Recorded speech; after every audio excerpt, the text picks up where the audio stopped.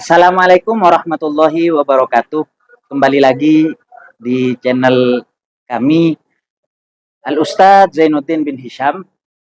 Pemirsa, malam ini kita akan membahas sejarah kisah kehidupan baginda Nabi Muhammad SAW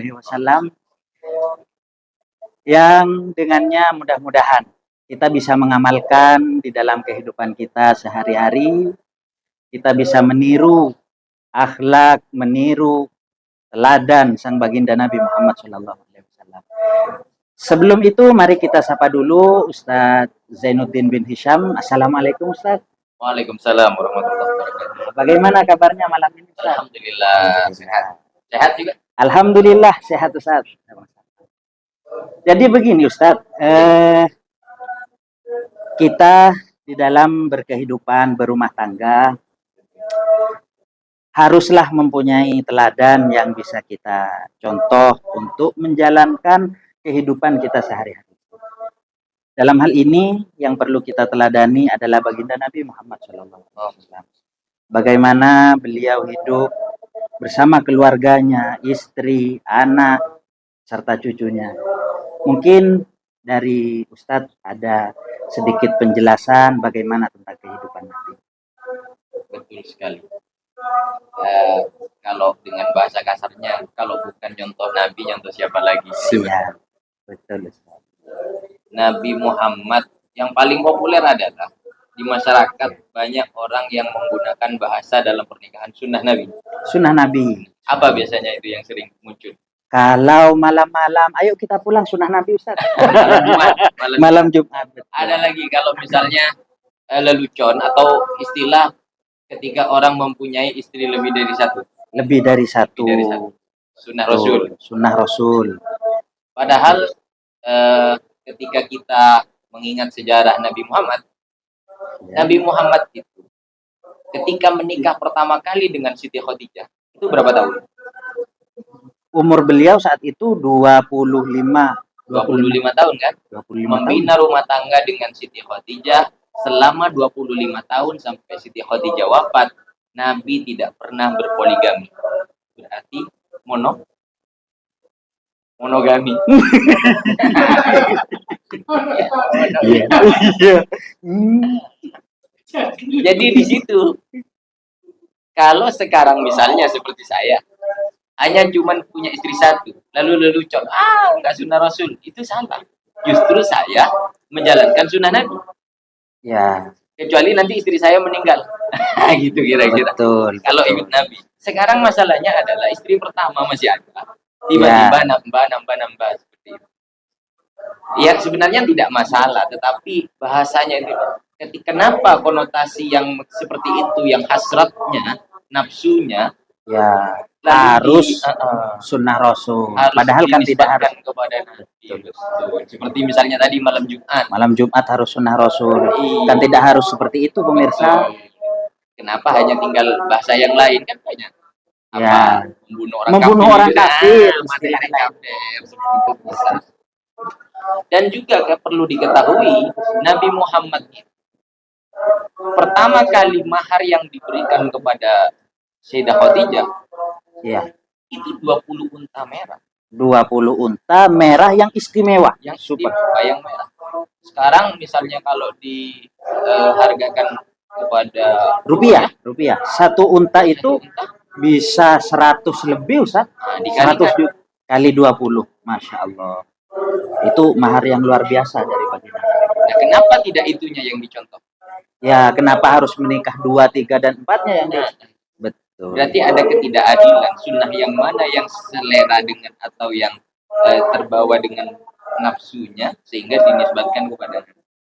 Kenapa tidak semua?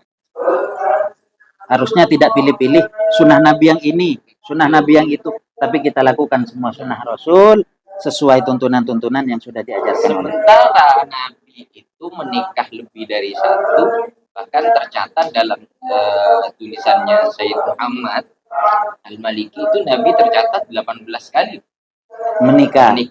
Tapi itu ada yang bisa dikatakan bervariasi ya.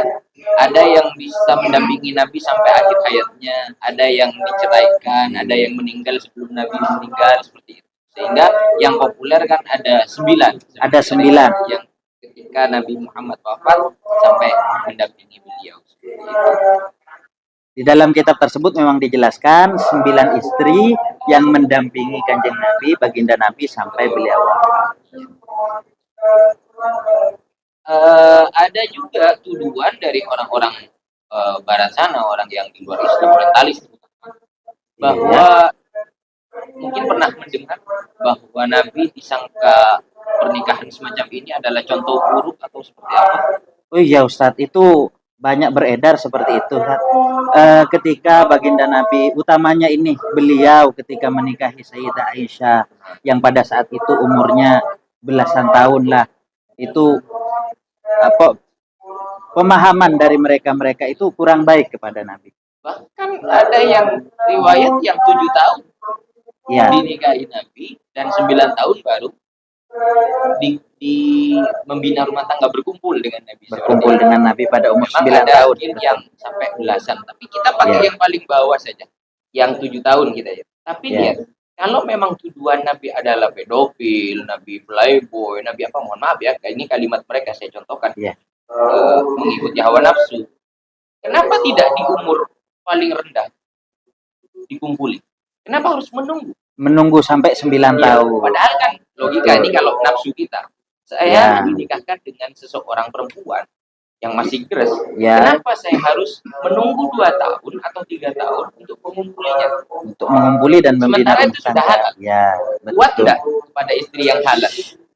Nah, di situ saja sudah termentahkan. Yang kedua, umur usia beliau memang ketika ditarik ke hari ini seperti anak kecil. Tetapi belajar sejarah tidak bisa sejarah itu dibawa ke hari ini. Tapi kita harus masuk ke zaman itu. Raja-raja hari itu, kebiasaan waktu itu biasa memiliki istri-istri yang muda. Seperti itu.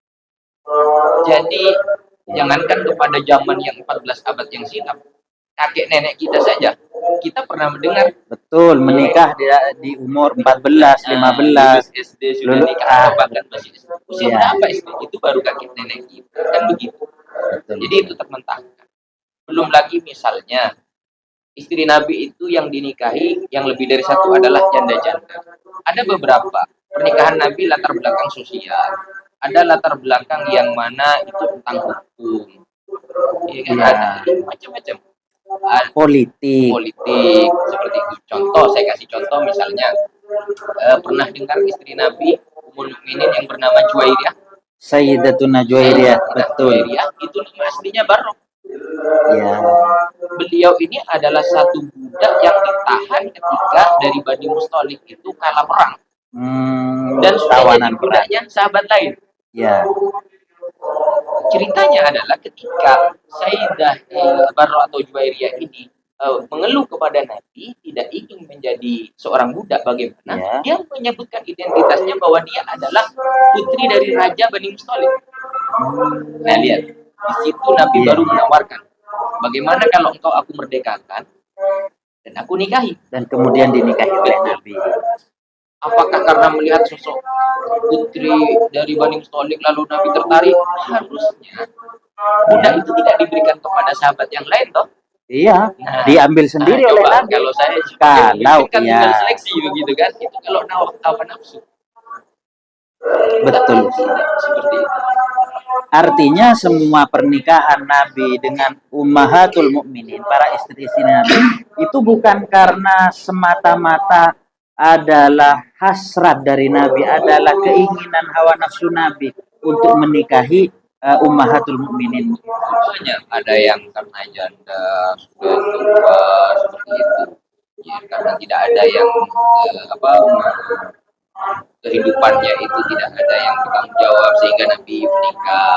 Ada pula yang siapa ya, kasih contoh lagi, Zainab. Itu kan menantu Nabi. Menantu Nabi dari putra angkat beliau yang bernama Zaid bin Haritha. yang dinikahkan setelah itu panjang ceritanya, tetapi pernikahannya tidak harmonis Ya. karena Zaid adalah anak angkat yang memang latar belakangnya adalah seorang budak.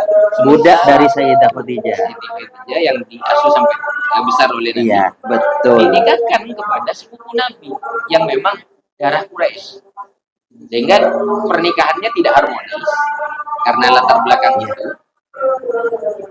Dan tahu tidak, ada perintah dari Allah untuk menikahi kepada Sayyidah Zainab ketika terjadinya perceraian dengan Zaid bin pada Sayyidina Zaid.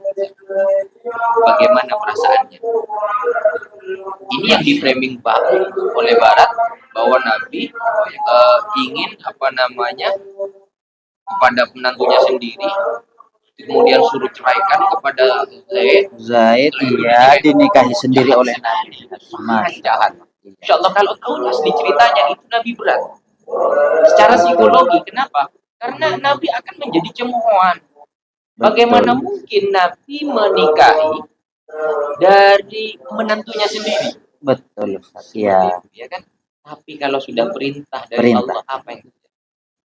Tetap pernikahan itu terjadi. Betul, Ustaz. Bahkan di antara Nabi, istri-istri Nabi yang dengan bahasa satu-satunya istri Nabi yang langsung Allah nikahkan, pernikahannya adalah langsung melalui Allah, ya dengan Sayyidah Zainab. Masya Allah. Pemirsa. Apa yang akan ditampilkan di sini? Ternyata ada ibtalut tabani, pembatalan pengangkatan anak. Haram mengangkat anak yang modelnya seperti itu. Bukan seperti yang sekarang ya. Artinya seperti ini. Kalau di Arab itu kalau sudah mengangkat seorang anak, maka statusnya dengan anak kandung itu persis sama seperti anak kandung. Kewajibannya punya wudu dengan ibu. Kalau laki-laki tidak batal. Makanya turun hukum setelah itu. Lihat, Nabi kalau dalam hal itu dikorbankan perasaannya. Iya, betul.